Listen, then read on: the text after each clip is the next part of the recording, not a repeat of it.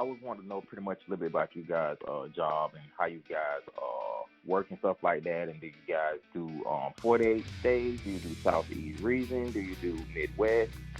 Stuff like that. We do the Midwest. It's pretty flat the entire time. No mountains, no coast. No mountains, no coast. Okay. And what do you guys like to pay? What do Well, it just depends on the area, if I'm being honest with you. It looks like you're out of Lawrenceville, Georgia.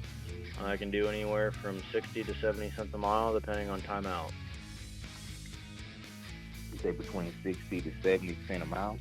Yeah, depending on how long you want to stay out at the time. Okay.